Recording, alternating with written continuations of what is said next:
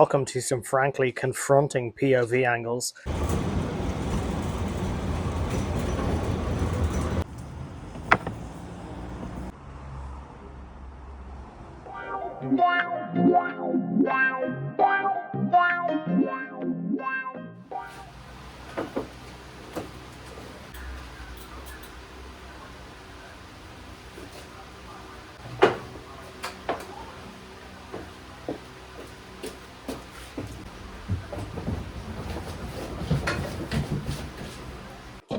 Okay, getting down to the business end of proceedings, it's time to make up some drawers.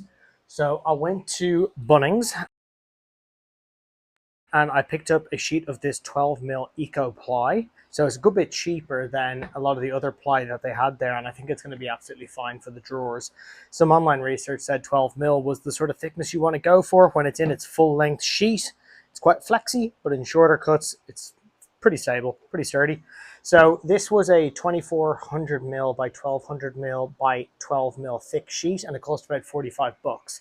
Now, obviously this isn't the full size of it. I had them cut it up into 700mm increments, in part so I could load it in the car, but also to save me a little bit of work because the length of the drawers is going to be 700mm. So that means it's one less cut that I have to make. Now, what I didn't get them do was actually cut up the entire kind of cut list that I would have had, in part because they round to 100 mils in Bunnings apparently, which isn't going to work for me. And also, I want to be able to do some of it myself and also be able to kind of fettle with it along the way, because no doubt there's something I've not taken into consideration. So the first port of call really is going to be, we know it's 700mm and I've measured it and verified that. I have 3 of these, and then I've got one slightly smaller piece which made up the remaining 300mm of the sheet. So what I'm going to do is I'm basically going to measure it out. I'm going to mark it up for the widths that I need, because I'm going to need 2 bases, and then each of those drawers is going to have 2 sides. So we're going to have 6 pieces in total. So I'm going to measure that up and get cutting. Okay, welcome to some frankly confronting POV angles. Jesus Christ. So I think this is going to make it a little bit easier to see what I'm doing. For you anyway, it's making it considerably harder for me. So we already know the sheet is 700 mils long. We're cutting out the bottoms, so they need to be 700 mils in length. So what I'm doing then is, I know that they need to be 440 mils in width. So I'm going along and I'm marking it at that 440 mark all the way along up the sheet. And then I'm going to take a straight edge and I am going to run a line between a lot of them. And then that will give us our cut line for this first bottom. Obviously, I want to be as unwasteful with the wood as I can be, conservative, whatever, maybe just planning. We'll just call it planning. So I want to make sure that I'm not wasting anything that could actually end up meaning I have to go and get more wood. So I'm going to try and work this out as cleanly as I can, minimize the amount of cuts, thus minimizing the risk of error.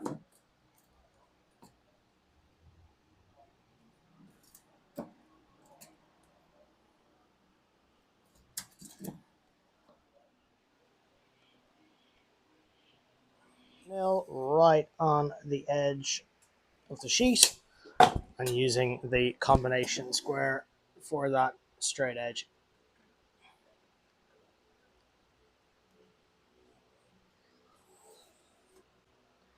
Cool. So that basically all lines up. I'm just going to take a small piece of wood and use it as a straight edge and run it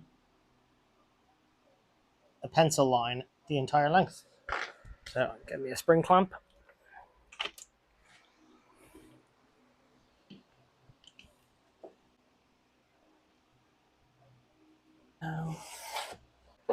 So you can see now we have our first pencil line that runs the entire width of this section of the sheet. So I'm going to replicate that a couple of times for the amount of these I need, which is only 2. So I'm going to replicate it one more time, and then we will move on to making our sides. Now today is also new toy day, so come with me. And in the cargo bike, we have a new circular saw.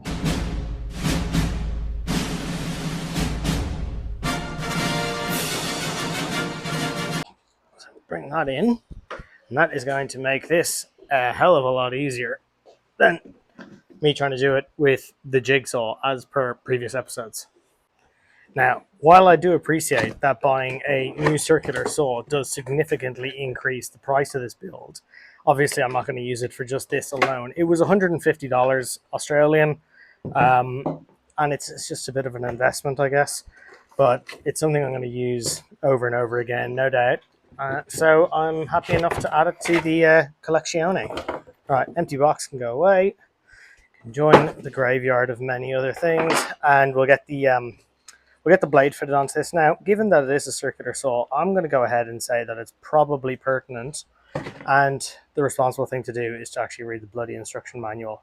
So please enjoy these commercial messages, and I'll be right back.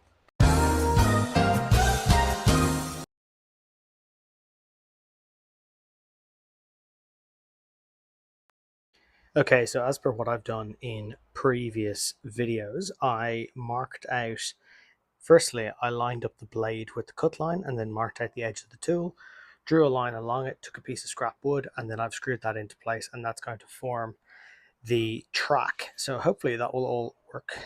Tool is plugged in. We've got a breadcrumb trail of 4 gang extensions, and it's time to start ripping some cuts. Well, first cut anyway. As always, when you're using power tools, especially anything with a spinny blade, eye protection, ear protection, and preferably wear your most protective Crocs. Absolutely do not do that. You should be wearing your work boots.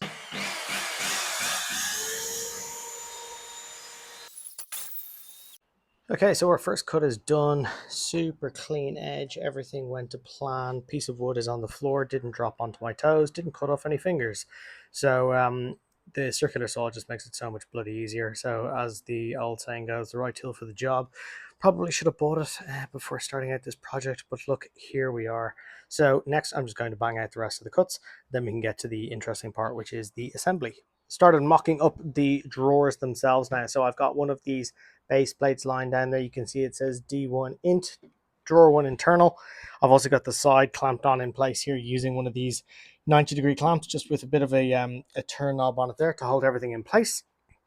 Then I'm going to actually use these kind of clamps here, or these, sorry, brackets, in order to hold them together. So you can see there it will hold the, well, it's on the floor now, but you got the general impression where to go.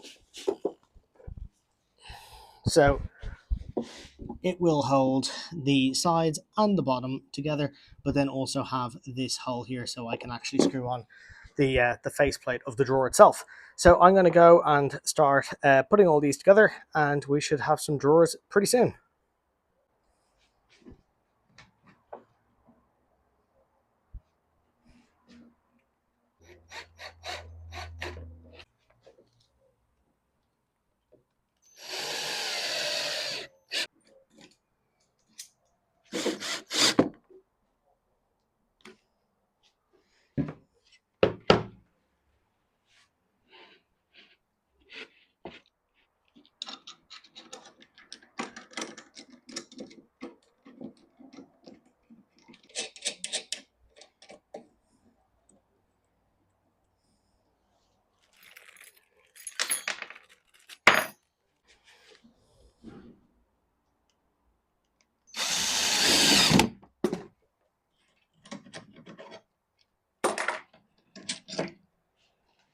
Two things.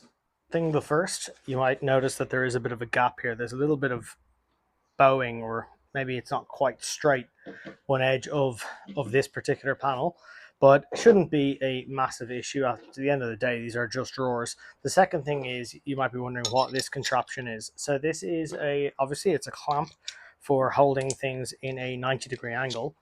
So pop it on the outside of the joint and then slide these in. These little pieces go across, and then it just very quickly holds things in a perfect 90, which helps a lot when you're trying to work in tight spaces and make sure that everything is lined up really tight spaces, especially when, like me, you're all thumbs. But regardless, it's definitely an aid. So the last little bits that we have to attach here is going to be the face of the drawer. Now, one thing that you will see is that the face of the drawer is actually oversized. And the reason for that is so that when it's in the frame, as you can see there, it actually can't slide in any further than I wanted to. So that's why I've left that a little bit bigger, but can always adjust it if necessary. So I'll pop that on now.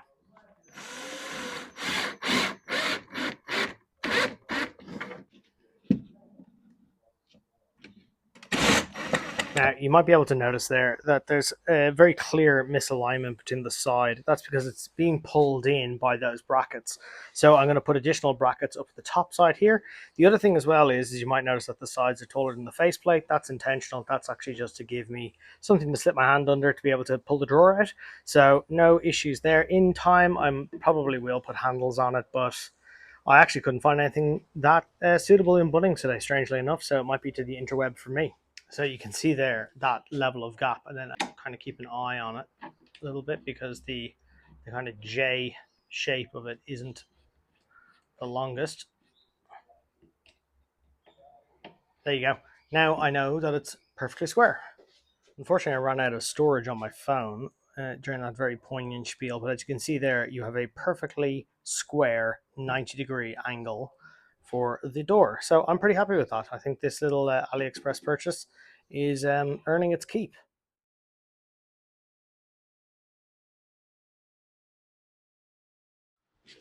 And it's time to see, does everything fit?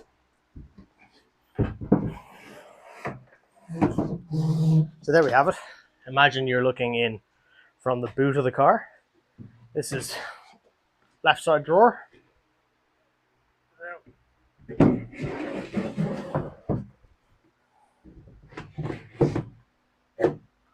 That fits. And the right side. And that fits.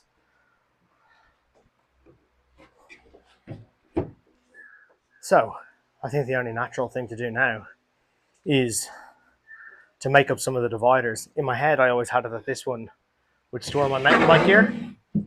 So I think we'll take it all down. I'm going to take my helmet and basically make a little spot for gear and segment that off.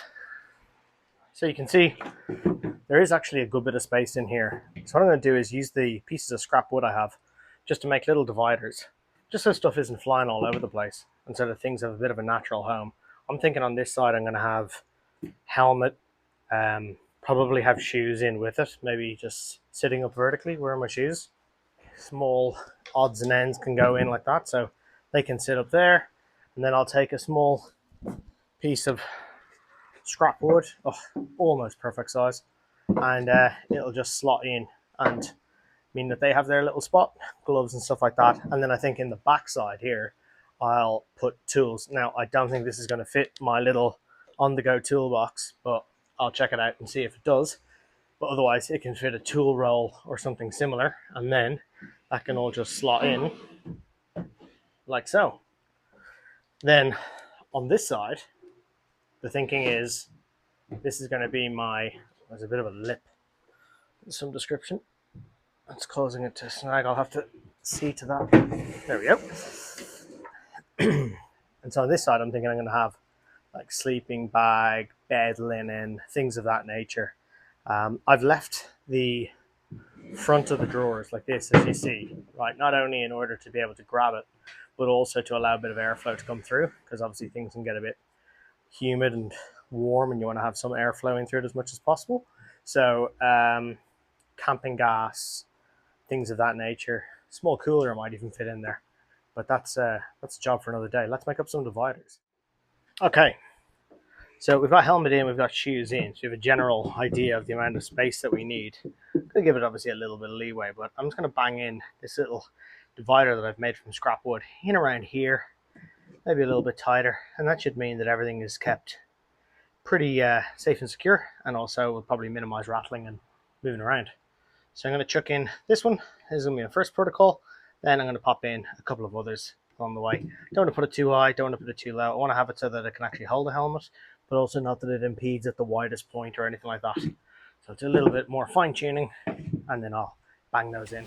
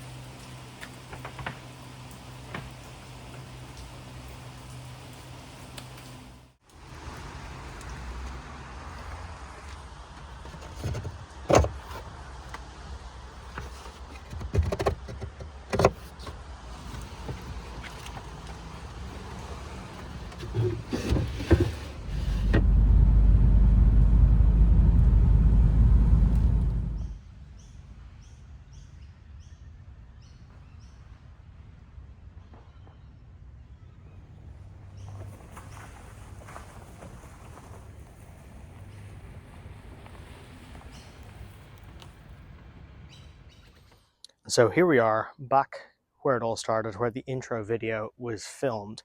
And if I don't sound too ecstatic now that the camper system has been built, it's for good reason. Unfortunately, the project has hit a massive, massive hiccup, one which has thrown the entire proceedings into disarray. It's got nothing to do with the camper setup itself. You can see that we have it in the full kind of extended position. The drawers have been built. I've got this little cubby, so my mountain bike helmet and my shoes sit vertically behind it. This has all been measured out. That little piece keeps it nice and steady. A couple of little niggles I'd like to see too, as you can see here, is that you have to align the drawer into the frame before you push it back in. But the bed platform itself has all come out really, really well. If nothing else, it'll be a tremendous proof of concept. I want to just throw in some of the creature comforts that I also put in. There was a lot more that was on the plan, but you can see here I've got this little cup holder slash little table phone holder thing. So if you've got your head up this end, you've got a little something to put some luxuries. And then something else that I wanted to put in was actually one of these cargo nets. So you can see in my CRV, I've actually got a sunroof. So I wanted to push it far enough back, but enough that there was actually a bit of a utility. So you could go and shove things in from the back. So plenty of space and everything like that has worked out really well. The problem, unfortunately, and why this project is basically going to go on a form of hiatus, is the vehicle itself. So when I bought it, as I said in the earlier episodes, I didn't pay a huge amount of money for it. And I did that under the full understanding that I would have to put some money into it. Didn't have a problem with that. I think sometimes it's actually advisable. At least then you know that the vehicle is in good working order and you have a little bit more faith in it taking it to new places. A little bit more confidence in its capabilities. Unfortunately, when I sent it in, knowing full well that there would be some form of suspension work required, it turned out that it was far more extensive than I was willing to tolerate. So I had a figure in my head, and it came out with a quote of more than 3 times that. So there's a need for bushings all around, as well as a couple of other bits and bobs, and it all just started adding up. And ultimately, you're looking at a vehicle with 269,000 kilometers on the clock, and there's just a moment in time where you have to call the ball and say, that's probably too rich for my blood. So sadly, that's where the project will probably end with this particular vehicle. I'm quite disappointed. I've had a bad run. I had a Volvo XC90, which cost me a small fortune in maintenance, and it looks like I'm at least once bitten, twice shy, and not willing to make the same mistake twice in a row. So yeah, I mean, I'll probably look to move this one on, and then ideally I'd like to replace it with another CRV. Second gen, I probably would actually bite the bullet, spend quite a bit more money, and get something with considerably less mileage.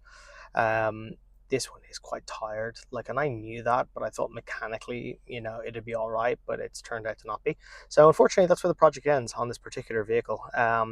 the good thing is that because I was so gun shy and non-committal, because it was a bit of an unknown entity, is that everything's modular. So I can just remove the sleeping platform. I can remove everything. Everything goes back to normal. The seats are still in it. There's nothing that's been permanently altered or bolted in or anything like that.